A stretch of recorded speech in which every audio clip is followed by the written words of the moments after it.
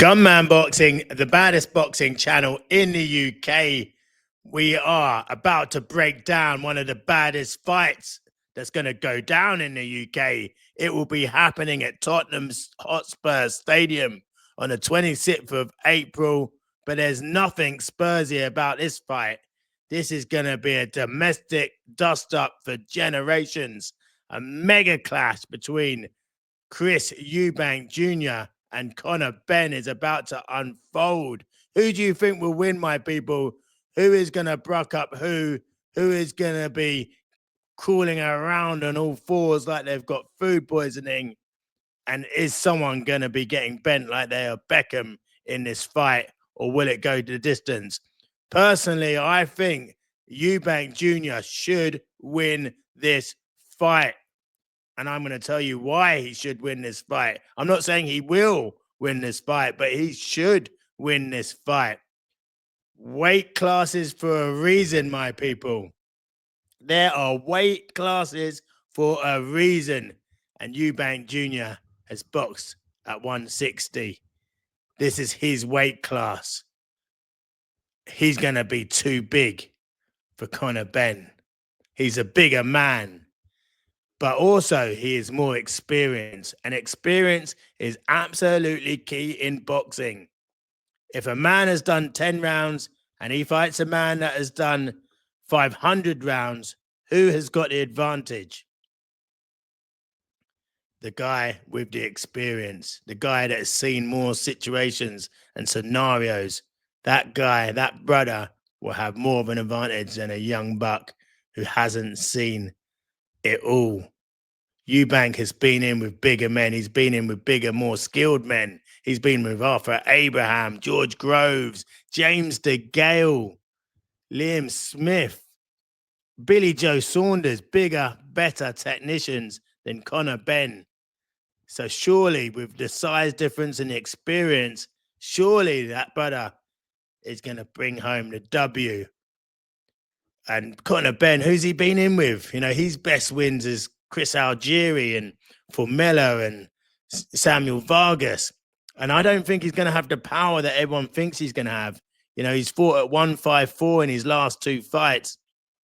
And neither of those brothers he's been able to pack away. You know, he hasn't been able to pack anyone away like they're an IKEA furnishing set. He hasn't had that power at 154. Both his fights have gone the distance. So boxing for me is about levels. And Eubank Jr., that brother's like an elevator. You know, he's been through the levels. He's been right up through the levels. And Benn hasn't fought at British level. And I think that is going to tell on Saturday night. I think that is going to tell.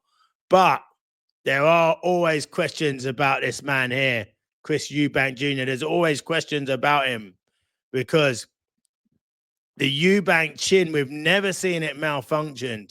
And we saw it malfunctioned. You know, that brother looked like he was staggering out of Weatherspoons after his first fight with Liam Smith. Literally, you know, whacked up, staggering around like he had drank a couple of bottles of Henny. And we've not seen that Eubank chin tested and bruck up like that before in the past. Also, the rehydration clause. Why has this brother put a rehydration clause in? You know, when you're not fully rehydrated, it's like you feel like you're not fully fit. And he's given an advantage to Benn there with this rehydration clause in the contract. If the fight's at 160, just let it be at 160. But also we're hearing that an 18-foot ring is now going to be the ring size. And Benn has won that battle to get the ring smaller, which is going to suit him. That brother will want to be getting into the phone box like he's Clark Kent. And when he's inside the phone box, this brother can cause you all kinds of beef. You know, more beef than an Argentinian steakhouse. It's going to get hot in there. It's going to get sizzly in there. And often this guy leaves the phone box as Superman. And I'm not sure why Team Eubank have conceded the smaller ring and the rehydration clause. And lastly, you know, we have to admit, you know, that Chris Eubank Jr., that guy has let people down, you know. He lets the fans down in the biggest moments, in those big fights. You know, he stands us up. You know what I mean? He stands us up like a on a first date when the bird doesn't turn up. You know what I mean? One of them ones. You know, he stand us up. He didn't turn up at all. You know, Billy Joe Saunders, first 6, 7 rounds, didn't turn up. You know, stood the fans up. You know, and in those big fights, he's let the fans down, let himself down, and he needs to turn up. He really needs to turn up. Otherwise, Benn will be headhunting and looking to take his head and hang it on London Bridge. But yeah, you know, we need to see if Eubank doesn't turn up, there could be problems. But lastly, we also don't want to see the Eubank of the Roy Jones Jr. era. Eubank is known for having a gas tank. You never have to call a plumber when that brother is in the middle rounds because he never runs out of gas. Normally, he's relentless. He's coming forward, seeking and destroying, throwing fierce combinations. That's the Eubank that we know and love to see when he is winning and being successful. But under Roy Jones Jr., his hands were in bad positions. Brother was shaking and baking, you know, trying to move like Michael Jackson, trying to be slicker than Roy. That killer instinct was gone. He had Liam Williams down, you know, 3-4 times, and early in the fight didn't put him away. You know, normally he'd be packing you away like you're the Christmas decorations in January. He'd just pack you away and move on to the next fight. But he lost that killer instinct in that fight. And Benn certainly has killer instinct. Benn will be going for the throat. He'll be going for the jugular. But Eubank, let me get this right. Let's not get it twisted. Eubank should be winning this fight. Benn fights on emotion. Benn's an emotional character. And we know that composure is such a key element of fighting. Experience is such a key element of fighting. Size does matter, whether you like it or not. It does matter. But I do think Benn hasn't been at 147 for 3 years now. So let's not be fooled that he's coming up 2 weight classes. He's only coming up 1. His last 2 fights were 154. He hasn't been at 147 for 3 years now. So that's going to make him dangerous, but he just didn't have the power at 154.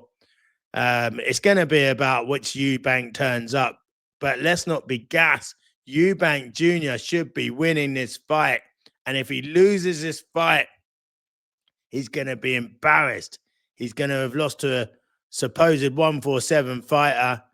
That's the end of him if he loses this fight. How can he be talking about fighting against the likes of Canelo, Crawford? You know, some of these names have been mentioned. You know, all that world title dreams are going to be down and out if he loses this fight. For Benn, he's got nothing to lose. You know, he's got nothing to lose. I think Eubank should win this fight, but he can nose it up. We've seen it before. Like, comment, and share. Let us know your opinion. Eubank Jr. or Conor Benn. Make sure you subscribe. Gunman Boxing for the best insights into the fight game. Make sure you like, share, and comment.